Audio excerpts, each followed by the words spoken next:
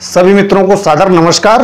मैं उमेश द्विवेदी आज फिर हाजिर हूं एक नए वीडियो के साथ, नए मुद्दे के साथ।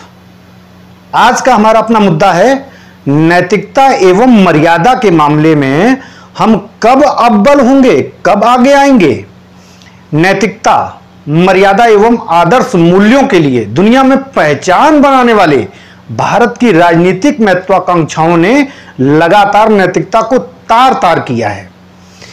नए राजनीतिक मौसम में सत्ता और दाग दोनों साथ साथ चलते हैं, जो दुर्भाग्यपूर्ण है एवं नए बनते भारत की सबसे बड़ी बाधा है। इन हालातों में छोटे से देश न्यूजीलैंड से आई एक खबर भारतीय राजनेताओं के लिए नसीहत भरी हो सकती है। वहां की न्याय मंत्री किरी एलन को अपने पद से इस्तीफा देना पड़ गया। इस्तीफे की वजह यह रही कि हद से ज्यादा नशे की हालत में वाहन चलाते हुए किरी ने एक खड़ी हुई कार में टक्कर मार दी थी। मामला बस इतना सा ही था। जो हादसा हुआ वह यूं तो सामान्य लगता है, लेकिन प्रतिक्रिया के रूप में नैतिक आधार पर मंत्री ने पद छोड़ दिया। यह भारत के आधुनिक राजनेताओं के लिए एक प्रेरणा बननी चाहिए। भारत के संदर्भ में न्यूजीलैंड में मंत्री के इस्तीफे का यह उदाहरण इतना ही बताने के लिए काफी है कि कानून कायदे सख्त हों। इससे ज्यादा जरूरी यह है कि कानून सबके लिए समान भी होने चाहिए। हर व्यक्ति उनको फॉलो करे, निभाए। अपराध या गलती होने पर राजनेता पहले उदाहरण प्रस्तुत करते हुए अपने पद को त्याग दें। यह एक अवसर है कि न्यूजीलैंड से मिली नसीहत और नैतिकता के मापदंडों पर भारत के राजनेता एवं सत्ता पर बैठे लोगों के लिए खरा उतरने की प्रेरणा लेने का यह एक बहुत सुनहरा अवसर है। लेकिन ऐसा ना होना एक गंभीर स्थिति है।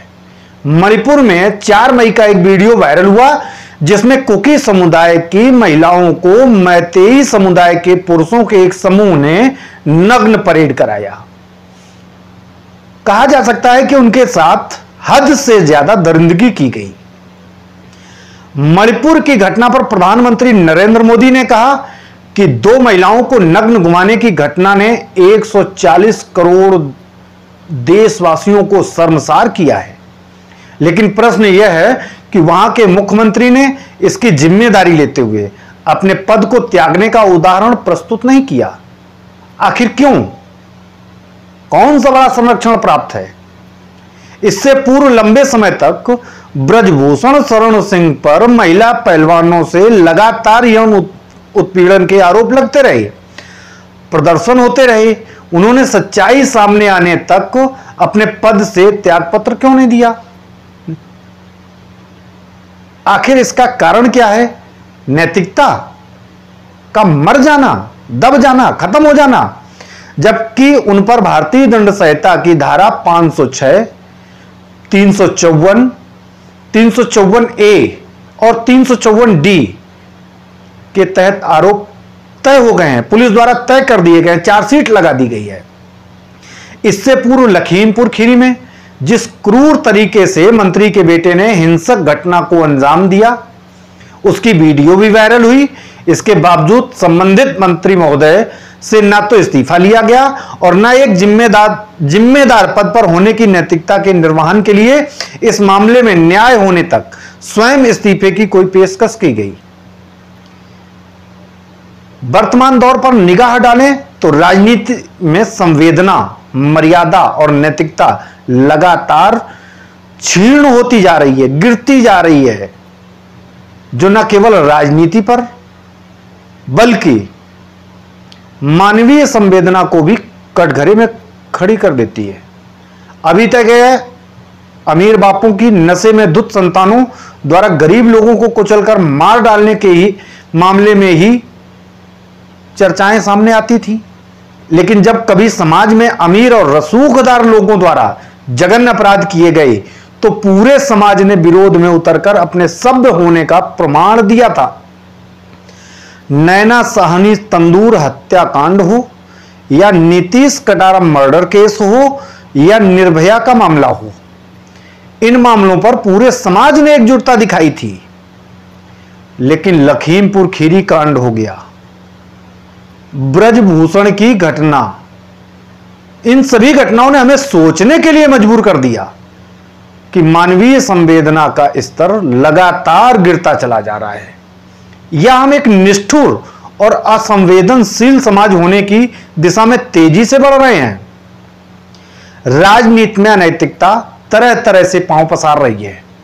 दल बदल नेताओं पर बदले की भावना से हो रही कार्रवाइयां भी अनैतिकता के उदाहरण हैं। शरद पवार के भतीजे अजीत पवार के नेतृत्व में राष्ट्रीय कांग्रेस पार्टी के विधायकों द्वारा दल बदलकर पिछले दिनों शिंदे की शिवसेना भाजपा सरकार के साथ जाने से इस बात का पर्दाफाश हो गया है कि जो नेता चाहते हैं वो खुद को सबसे ऊंची बोली लगाने वाले को बेच देते हैं, और यह सब काम बड़ी सटीकता से किया जाता है तथा इसमें मनों का मेल यानी कि दिल का मेल मिलाप, विचारधारा, सिद्धांत, नैतिकता या व्यक्तिगत पसंद आदि जैसे कोई बहाने नहीं बनाए जाते हैं। नैतिकता एवं मूल्यों की वकालत करने वाली भारतीय जनता पार्टी भी राजनीतिक जोड़ तोड़ के लिए मूल्यों से मुंह फेरने लगी है एवं स्मार्ट राजनीति प्रबंधन के लिए बहुत अच्छी तरीके से जानी व पहचानी जाने लगी है। प्रलोभन तथा धमकाने के लिए राज्य तंत्र एवं सरकारी एजेंसियों का इस्तेमाल कर उसने भी नैतिकता को तार पर रख दिया है, ऐसा विपक्षियों द्वारा ऐसा आरोप लगाया जाता है। लेकिन नैतिकता के मामले में शायद पूर्व की भारतीय जनता पार्टी और आज की भारतीय जनता पार्टी में बहुत बड़ा फर्क देखने को मिल रहा है। राजनीति में सब एक ही थाली के चट्टे बट्टे हैं और मर्यादा के हमाम में सब नंगे हैं।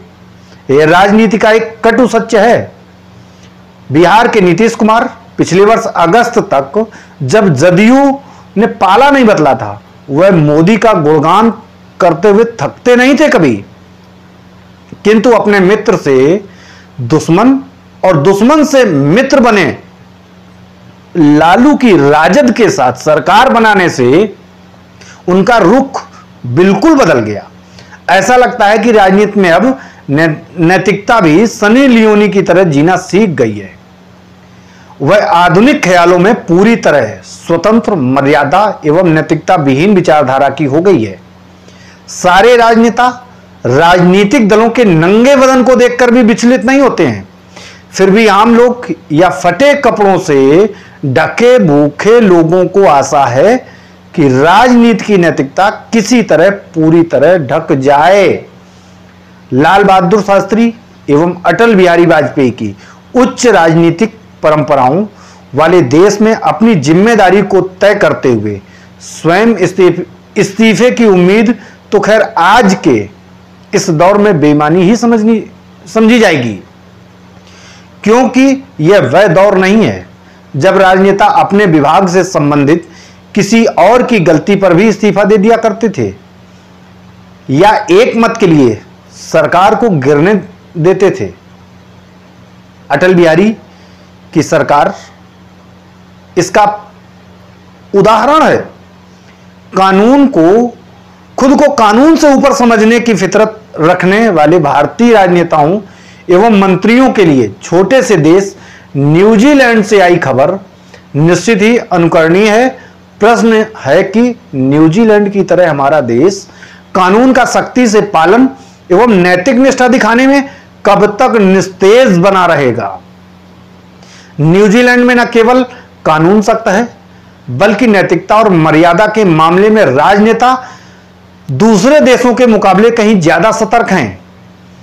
वहां न्याय मंत्री को छोटी सी घटना पर न केवल 3-4 घंटे पुलिस स्टेशन में भी रहना पड़ा था बल्कि इस्तीफा भी देना पड़ा। वहां के प्रधानमंत्री ने न्याय मंत्री का इस्तीफा स्वीकार भी कर लिया है। नजीर पेश करने का यह न्यूजीलैंड में कोई अकेला उदाहरण नहीं है। इस साल के शुरू में ही वहां की तत्कालीन पीएम जेसिंडा अर्डर्न ने यह कहते हुए पद से इस्तीफे का ऐलान कर दिया था कि अब उनके पास काम करने के लिए ऊर्जा नहीं बची है। दुनिया की सबसे कम उम्र में महिला प्रधानमंत्री बनने वाली जेसिंडा ने न केवल कोरोना महामारी बल्कि अपने देश में आतंकी हमलों का बहादुरी से मुकाबला किया था। हम लगातार बात कर रहे हैं अपने युवा राजनेताओं के बारे में कि उन्हें नैतिकता के बारे में क्या क्या और कहां कहां से सीख लेनी चाहिए। भारत जैसे देश के लिए तो यह ज्यादा सीख देने वाली है, जहां कुर्सी पर बैठे लोगों के लिए ना कोई कानून मायने रखता है और ना ही नियम कायदे। मामूली सड़क हादसों में हर कोई पहुंच की धौंस देता नजर आता है। नैतिकता की बातें तो हमारे यहां सिर्फ राजनीतिक दलों के चुनाव घोषणा पत्रों में ही नजर आती हैं। इतना ही नहीं, बड़े बड़े घोटालों में नाम आने पर भी राजनेता सत्ता का रौब दिखाने से नहीं चूकते हैं। ऐसा नहीं है कि हमारे यहां राजनेता नैतिकता के आदर्श स्थापित करने वाले नहीं रहे। अगर आपने अभी तक हमारे चैनल को सब्सक्राइब नहीं किया है तो अब सब्सक्राइब कर लें और बेल आइकन को दबाना भी ना भूलिए मित्रों, ताकि कोई भी वीडियो हमारा आप तक सीधा पहुंचता रहे और उसकी सूचना भी आपको मिलती रहे। आज के इस वीडियो में हम यहीं पर आप सभी से विदा लेते हैं। कल हम फिर हाजिर होंगे एक नए वीडियो के साथ, एक नए मुद्दे के साथ। तब तक के लिए हमको इजाजत दीजिए। सादर सभी को नमस्कार।